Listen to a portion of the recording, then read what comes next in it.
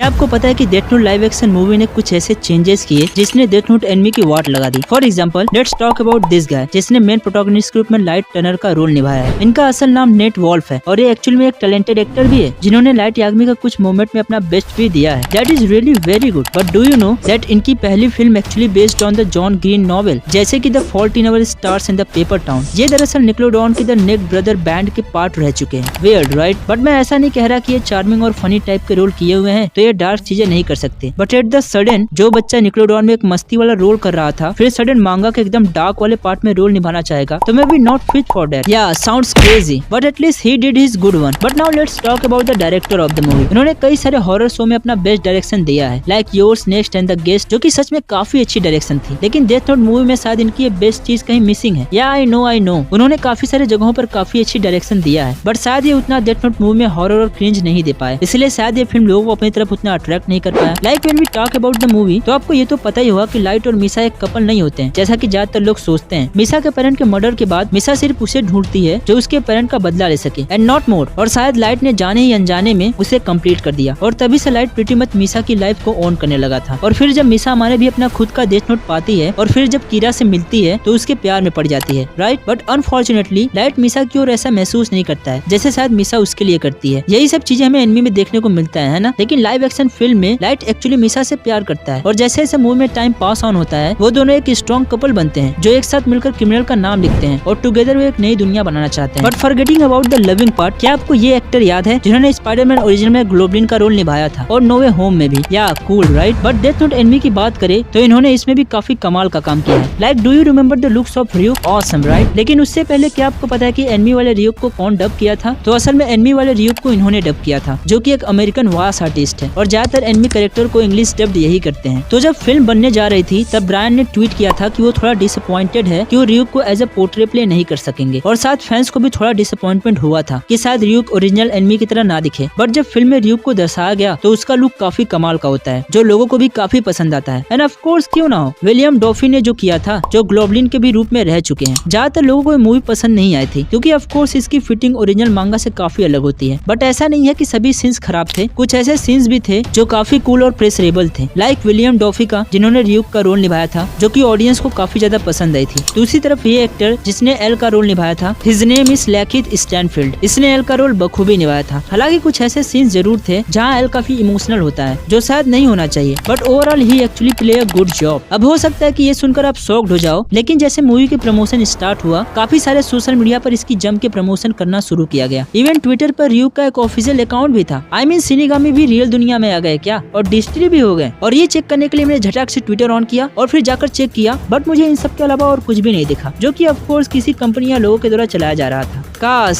सच में अगर शिनिगामी रियूक अपना अकाउंट बना ले तो मैं उससे बुक मांग लेता और फिर but seriously it's hilarious. Death note को इस्तेमाल करना काफी आसान होता था क्योंकि ऑफ कोर्स उस पे लिखे गए रूल्स की वजह से उसे हर कोई बड़े आसानी से इस्तेमाल कर सकता था। और आपको ये तो पता ही होगा कि उसके रूल्स काफी अजीब, स्केई और मेमोरेबल होते थे। हाँ मुझे पता है कि एक नए वर्जन में कुछ रूल्स बनाए और हटाए जा सकते हैं बट आप बनाओ लेकिन ओरिजिनल रूल को ध्यान में रखकर जो करना है करो। बट शायद मूवी में बात डायरेक्टर को समझ नहीं आई। फॉर एग्जाम्पल उन्होंने ये रूल ऐड किया कि अगर डेथ नोट के पेज को जला दिया जाएगा तो उस पे लिखे गए नाम वाले लोग नहीं मरेंगे। That's really doesn't make any sense. और उसके साथ ही साथ अगर जिसका भी नाम डेथ नोट पर लिखा होगा वो मरने के पहले उसके कॉन्सिक्वेंसेस से गुजरेगा। बट ये तो कुछ भी नहीं है। हम सब लाइट याग्मी को तो अच्छी तरह से जानते ही हैं। आप चाहे मांगा या एनिमे उठा लो दोनों में ही लाइट एक ऑनरेबल और जापान का टॉप स्टूडेंट रहा है जो अपने सिस्टर, मॉम और डैड के साथ रहता था। उसे भले ही बोरिंग हो बट वो अपने ग्रेड से सबको इम्प्रेस करके रखता था right. But in the movie उसके सिस्टर को कम्प्लीटली रिमूव कर दिया गया, साथ ही साथ उसके मॉम को किसी दुर्घटना में मार दिया गया। सिर्फ लाइट और उसके डैड मिलकर काम को करते हैं जो लाइट के कैरेक्टर को ओरिजिनल कैरेक्टर से काफी अलग बनाता है। उसके साथ ही साथ वो उतना स्मार्ट भी नहीं होता है जितना एनिमे या मांगा में बताया गया है। अब देखो आपको ये तो मानना ही पड़ेगा कि लाइट की बैक स्टोरी के बिल्डअप में लाइट की मॉम और उसकी सिस्टर ने एक काफी इंपॉर्टेंट रोल निभाया है। मिसा अमाने एक ऐसी कैरेक्टर होती है कि या तो लोग उसे बहुत ही ज्यादा पसंद करते हैं या फिर बहुत ही ज्यादा नफरत, जो भी हो। बट मिसा जो भी करती थी वो लाइट याग्मी के लिए करती थी। अमेरिकन एडॉप्टेशन में मिसा को काफी चेंज कर दिया गया। फॉर एग्जाम्पल इसके नाम को मिसा से मिया सूतन कर दिया गया और जब लाइट इसको डेथ नोट के बारे में बताता है सी बिकम एब्सोल्युटली क्रेजी। एक्चुअली मैं तो कहूंगा कि वो मिया कम और कीरा ज्यादा लग रही थी, मानो या ना मानो। लेकिन मिया मिसा की जस्ट अपोजिट कैरेक्टर होती है क्योंकि मिसा अमाने ने डेथ नोट का इस्तेमाल लाइट याग्मी के लिए करती है और वहीं पर मिया सुतन डेथ नोट का इस्तेमाल बिल्कुल एक साइको की तरह करती है। That's character change seriously ruined the film completely. Now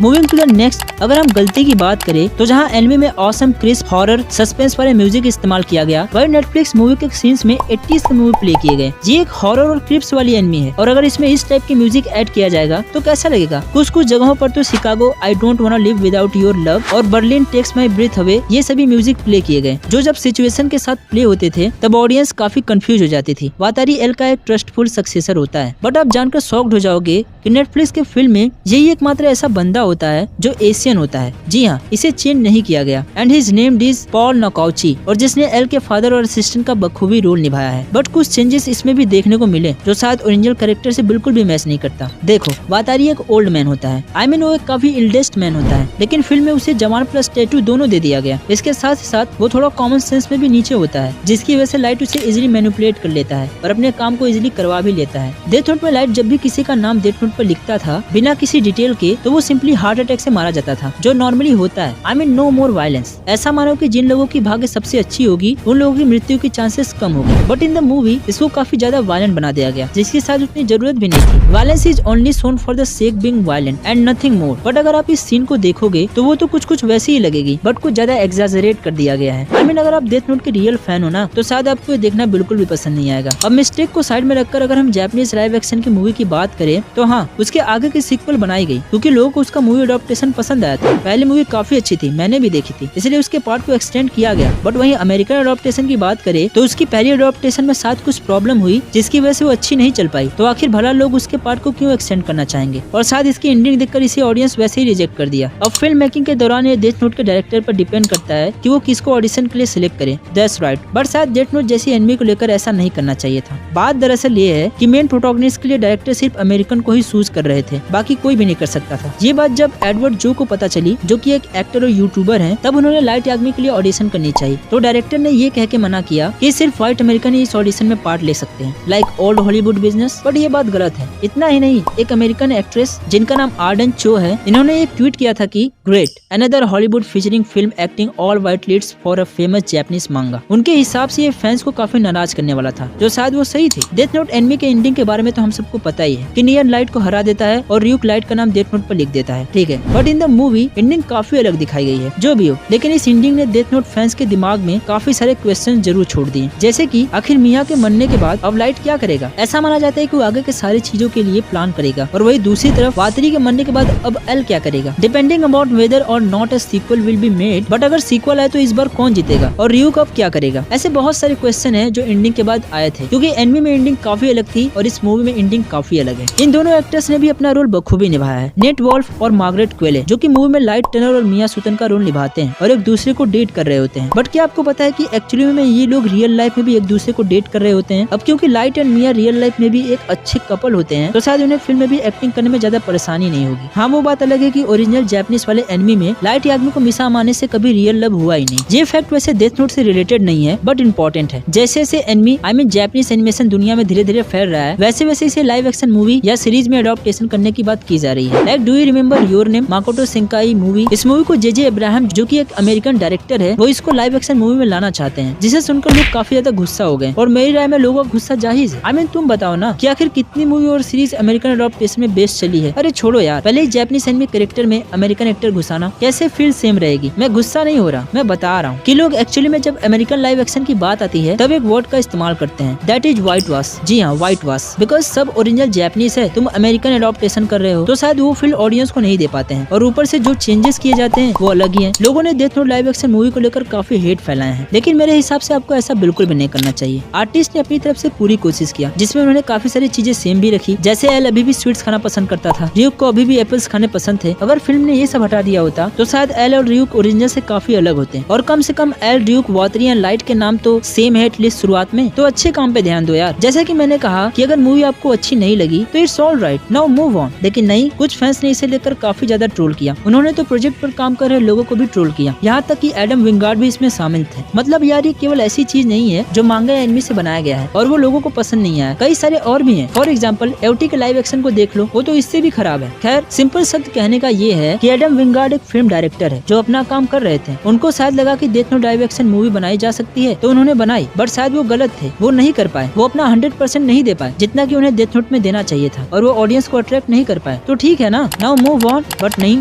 role. I mean really, सबसे पहले ये कोई कूल चीज नहीं होती है, और दूसरी चीज अगर हम ये सब करने की बजाय किसी और जगह पर ये समय लगाते हैं तो शायद कुछ अच्छा कर पाते हैं। जैसा कि अभी पठान को लेकर कुछ दिन पहले हो रहा था, लेकिन वो तो मूवी के लिए नहीं बल्कि वो तो कुछ और ही के लिए हो रहा है। खैर, हम अपने पॉइंट पे वापस आते हैं। अगर आपको ऐसा लगता है कि इससे अच्छा हम बना सकते हैं तो डू इट, बट याद रखो कि आपसे भी गलती हो सकती है। मेरी तरह भी आपके दिमाग में एक सवाल जरूर आ रहा होगा कि आखिर इतना ज्यादा हेट और क्रिटिक्स मिलने के बाद आखिर नेटफ्लिक्स ओरिजिनल क्रिएटर से मूवी क्यों नहीं बनवाता। ऑफ कोर्स सुगमिओ और ताकेशी ओबाटा जिन्होंने इसकी original story line, memorable character और बहुत कुछ बनाया है, बट चलिए देखते हैं कि आखिर एक्चुअल में इन रियल डायरेक्टर का इस पे क्या कहना है। तो ये कोई जोक नहीं है, इसलिए ध्यान से सुनो। उन्हें अमेरिकन एडॉप्टेशन के स्टोरी लाइन और डायरेक्शन काफी अच्छे लगे और वो काफी ज्यादा इम्प्रेस्ड भी हुए हैं। अब जब रियल क्रिएटर कोई अच्छा लग रहा था तो फिर फैंस उसे क्यों नहीं पसंद कर पा रहे हैं। शायद इसका रीजन हो सकता है क्योंकि फैंस ओरिजिनल स्टोरी से ज्यादा कनेक्टेड है, इसलिए सभी लोग ओरिजिनल क्रिएटर के ओपिनियन से भी एग्री नहीं करेंगे। बट अब आप जो जानने वाले हो ना, सच में उससे आपका दिमाग फट जाएगा। इतना सब कुछ होने के बाद भी अभी भी नेटफ्लिक्स के पास एक चांस है कि वो डेथ नोट का एक लाइव एक्शन एडॉप्टेशन लाने वाला है। चलो ठीक है, बनाओ, बट इनके जो भी डायरेक्टर है वो एडम विंगार्ड की जगह सैम ब्लैक रहेंगे, जिन्होंने lethal weapon last action hero film को डायरेक्ट किया है। इस मूवी को वार्नर ब्रोस के द्वारा बनाया जा रहा है। बट अब आप शायद इसे जानकर शॉक्ड हो जाओगे, बट सुनो, वार्नर ब्रोस ने एक इंटरव्यू में कहा कि वो स्टोरी को थोड़ा चेंज करने वाले हैं और सिनिगामी को टोटली रिमूव कर देंगे। Crazy right? अगर ये आपको शॉक नहीं किया तो ये आपको शॉक जरूर करेगी कि लाइट डेथ नोट का इस्तेमाल जस्टिस के लिए नहीं करेगा बल्कि रिवेंज लेने के लिए करेगा। I know it's totally disaster, but director ने कहा है कि उन्हें पता है कि वो क्या कर रहे हैं। तो चलिए देखते हैं कि डेथ नोट फिल्म 2023 की नेटफ्लिक्स की सबसे बेस्ट या सबसे वर्स्ट फिल्म होगी। ये तो समय ही बताएगा। हम इंतजार करने के अलावा और कुछ कर भी नहीं सकते हैं, लेकिन आप एक चीज जरूर कर सकते हो, और वो क्या है? वो है वीडियो को लाइक और चैनल को सब्सक्राइब करके बेल आइकन जरूर ऑन कर सकते हो। अगर आपको ये वीडियो अच्छा लगा तो स्क्रीन पर आ रहे वीडियो पर क्लिक करो और death note live action movies में क्या क्या हॉरिफिक चेंजेस किए गए देख लो। तो आज की वीडियो में बस इतना ही। अपना और अपने फैमिली का ख्याल रखना। मिलते हैं अगली वीडियो में एक नए टॉपिक के साथ। Good bye.